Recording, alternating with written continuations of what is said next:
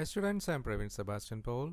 In this lecture, we are discussing the organ donation procedures in step by step. The organ recovery process involves a complex series of events coordinated by the medical professionals in organ procurement organizations and hospitals. The Transplantation of Human Organs Act (THO) of India was enacted to help ensure the process is carried out in a fair and efficient way, leading to equitable distribution of donated organs. The Act established the National Organ Procurement and Transplant Network for matching donor organs to waiting recipients. The steps in the process are as follows.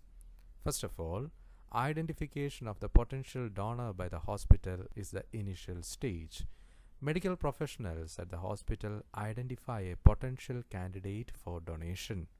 The nature of injury led a physician to determine the patient is brain dead or a potential donation after circulatory death candidate. The second stage is the evaluation of donor eligibility. The appropriate authority, that is AA, is called on all patient death and imminent patient death. Information is provided on the patient's medical status and the appropriate authority coordinator evaluates the patient. The evaluation includes a medical and social history and physical examination of the patient. This determines whether or not the patient is suitable candidate for donation. The third procedure is the authorization for organ recovery. If the patient is a candidate for organ or tissue donation, at the appropriate time, the legal next of kin is approached with the opportunity of donation. If a donor designation or individual authorization cannot be identified, the family must give their consent in order for the donation process to proceed. If the family consents, the legal next of kin sign a donor consent form. The fourth step is the medical maintenance of the patient. Once the family consent or donor designation have been provided, the appropriate authority clinical coordinator, in concert with the hospital staff, maintains the patient medically. In some cases, physician support is requested on a consultation basis. Fifth step is the matching organ to potential recipient. Information on the organs available for donation, the donor's blood type and blood size is provided by the appropriate authority clinical coordinator. The computer then matches the donor organ to potential recipient. Recipient selection is based on blood type, blood size, medical urgency, and length of time on the waiting list.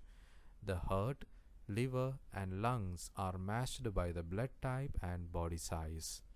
In matching the pancreas and kidneys, genetic tissue type is also considered. The sixth stage is the offering organ regionally, then nationally. A computerized list of waiting patients in the matching blood group is provided to the appropriate authority coordinator who seek to match organs with recipients in the appropriate authority donation service area. If a match cannot be made for a specific organ within this area, the organ is offered on a regional basis, then in a national basis if necessary. The seventh stage is a placing organ and coordinating recovery. When a recipient match has been found, the appropriate authority coordinator calls the transplant center for the patient who matches the donated organ. The patient's transplant surgeon is responsible for making the decision whether to accept the organ. If the surgeon declines the organ for the patient, the appropriate authority coordinator contacts the transplant surgeon of the next patient on the list. This process continues for each organ until all of the organs have been appropriately matched with the recipient. The appropriate authority coordinator then arranges for the operating room and the arrival and departure times of the transplant surgeon teams. The eighth step is the surgical recovery of organ. When the surgical team arrives, the donor is taken to the operation room where the organs and tissues are recovered through dignified surgical procedures. In accordance with the federal law, physicians recovering the organ do not participate in donor's care prior to the determination of the brain death. The ninth stage is a preparing recipient for surgery. Once the recipient have been identified, they are called by the transplant surgeon for the final preoperative preparations while the organ recovery process is occurring at the donor hospital. Upon the organ's arrival at the transplant hospital, the recipient are taken to surgery and the transplants are performed. The 10th step is the distribution of organ. The appropriate authority coordinator takes a sample of the lymph node tissue to a laboratory for tissue typing and subsequent matching with the recipient. Other organs are taken directly to the recipient by the surgical recovery teams. The 11th step is the funeral and burial plans. After recovery process has occurred, the donor family can proceed with the funeral or burial plans which are not affected by organ donation. Organ and tissue donation is a dignified and respectful process. The 12th stage is a follow-up with the family and the hospital. The appropriate authority follow up each donation by sending letters to the donor family, hospital staff, physicians and nurses regarding the organ and tissue that have been recovered. So my dear student, these are the 12 different steps relating with the organ donation process. When we are dealing with the organ donation, we have to think about 5 important things to know.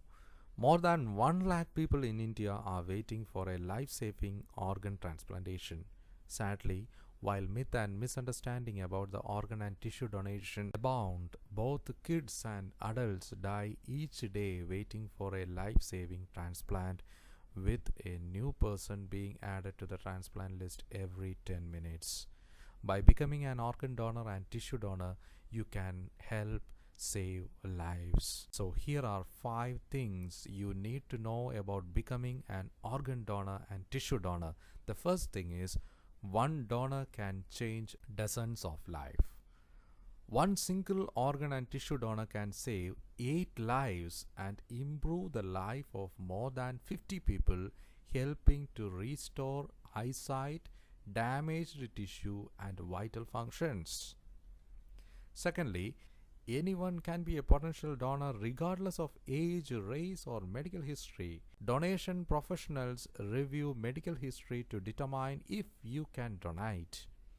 With recent advances in transplantation, more people can donate than ever before. Third one is, donating will not cost your family anything.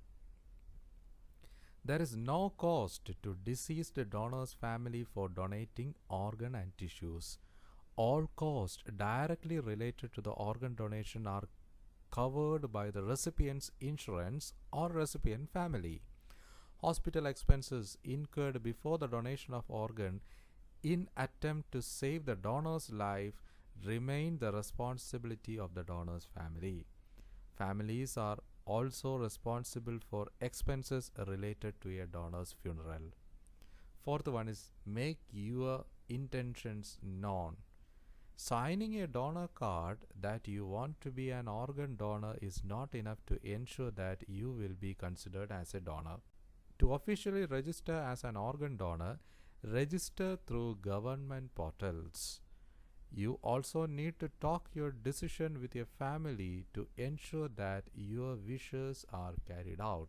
Fifth and the final one is, adult can be living donors.